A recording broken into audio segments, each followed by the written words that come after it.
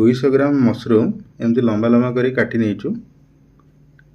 किसी China salt, अदा रसुण पेस्ट, लंका गुंड, लुण, गोलमरिच powder, refined oil, tomato ketchup, soya sauce, chilli sauce,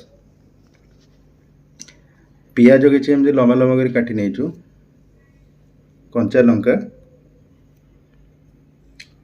capsicum, भूसम पत्र, रसुण एमती काटी नेबे छोट छोट करी किछि। चलंतु रेसिपी स्टार्ट करिबा। किछि तेल नै जिबा। तेल रे अल्प किछि लुण पके दबा। मशरूम टी को सेतरे भलरे टे फ्राई कर दबा तेल रे।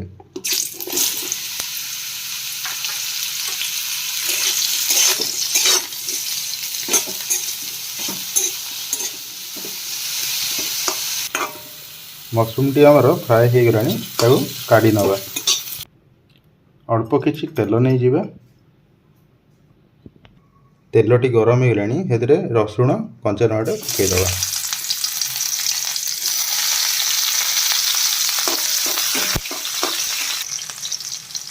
पियाज को सेतरे पके दबा।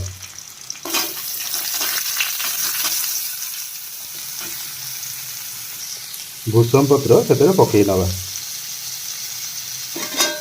ताको भलरे किछ समय फ्राए करिया। कैप्सिकम टी मध्य पके दबा।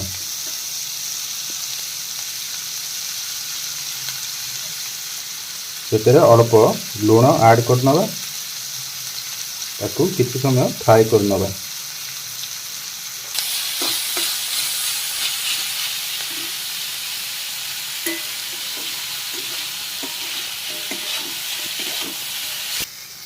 सेतरे किछि अदा रसुण पेस्ट ऐड कर नबा।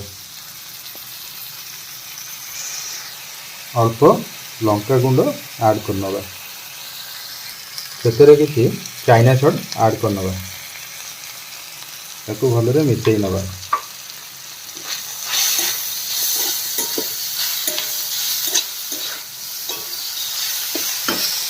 सेतरे किछि टमाटो सॉस ऐड कर नबा। अल्प सोया सॉस ऐड कर नबा।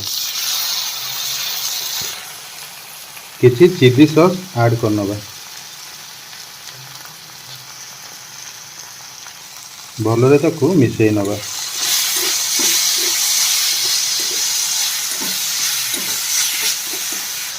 मशरूम टी को सेतरे ऐड कर दमा। कॉर्नफ्लावर को किसी पानी रे नहीं मिसई नहीं ताकू सेतरे अल्प ऐड कर नबा।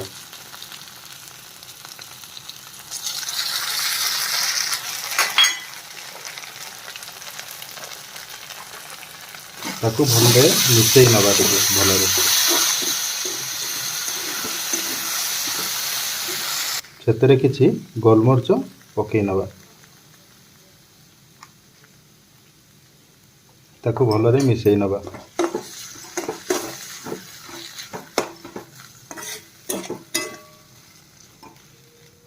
चिली मशरूम टी आमर प्रस्तुत हो गलानी।